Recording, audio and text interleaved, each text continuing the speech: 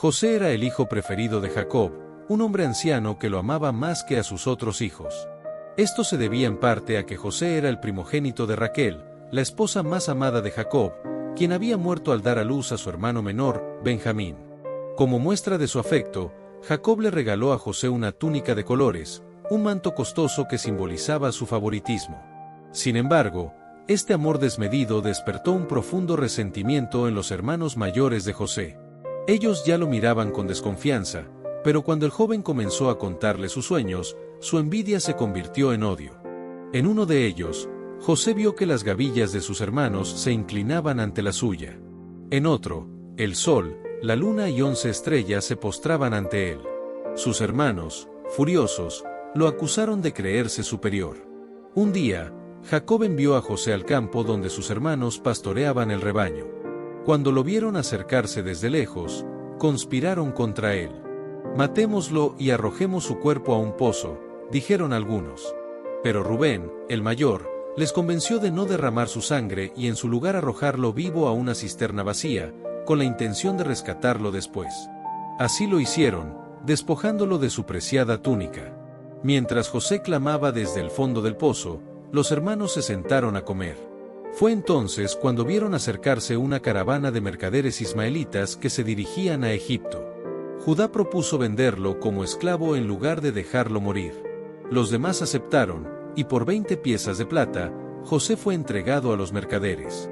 Para encubrir su crimen, los hermanos tomaron la túnica de José, la mancharon con sangre de cabrito y se la llevaron a su padre. «Encontramos esto», le dijeron. «Reconoce si es la túnica de tu hijo». Jacob, al verla, se desgarró las vestiduras y cayó en un profundo luto, creyendo que una fiera había devorado a su hijo amado.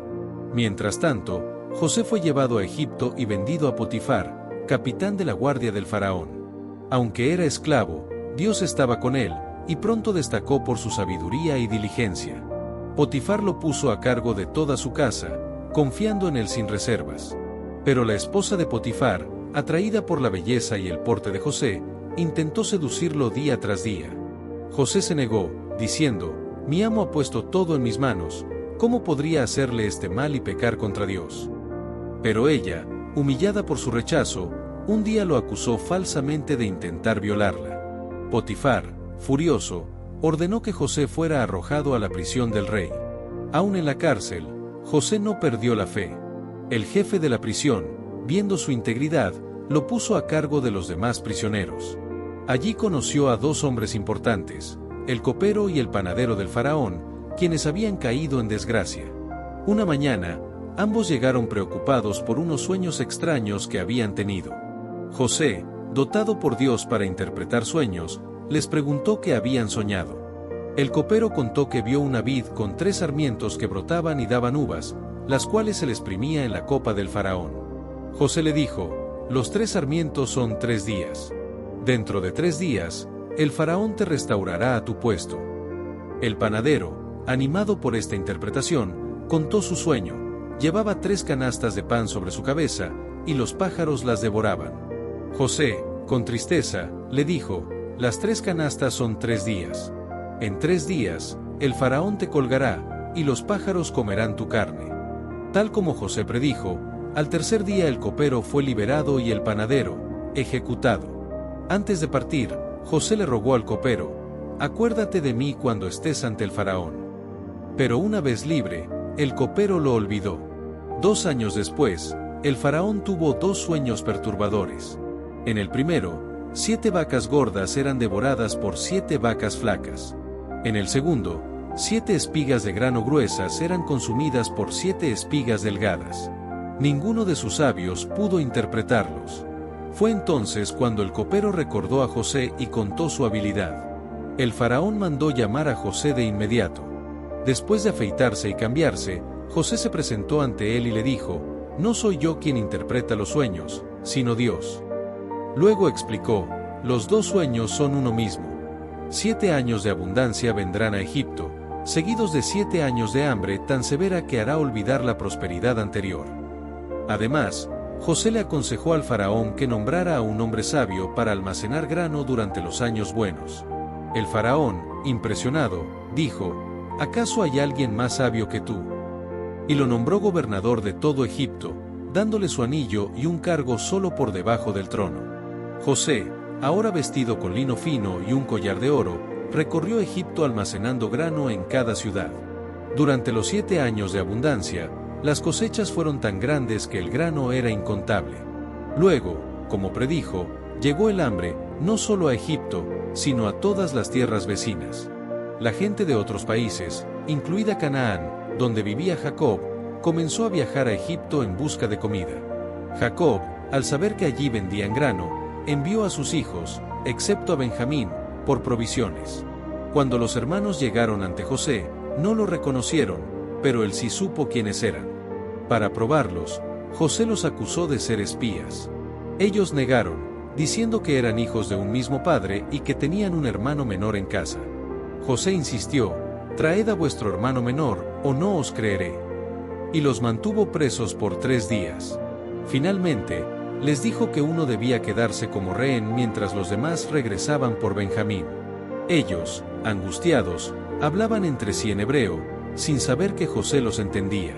«Estamos pagando por lo que le hicimos a nuestro hermano», decían. José, al oír esto, se apartó para llorar en secreto.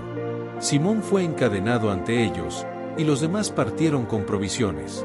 Al llegar, contaron a Jacob lo sucedido, pero él se negó a dejar ir a Benjamín. «José ya no está, y si algo le pasa a Benjamín, moriré de dolor», dijo. Pero cuando el hambre empeoró, no tuvo opción. Judá juró proteger a Benjamín, y así regresaron a Egipto. José, al verlos, ordenó que los llevaran a su casa y preparó un banquete. Los hermanos, temerosos, intentaron devolver el dinero que habían encontrado en sus sacos, pero el mayordomo les dijo: «Dios os lo dio». En la cena, José hizo sentar a Benjamín en el lugar de honor y le sirvió 5 veces más que a los demás. Los hermanos estaban asombrados, pero aún no sospechaban nada. Al día siguiente, José ordenó llenar sus sacos de grano, y en secreto, hizo colocar su copa de plata en el de Benjamín.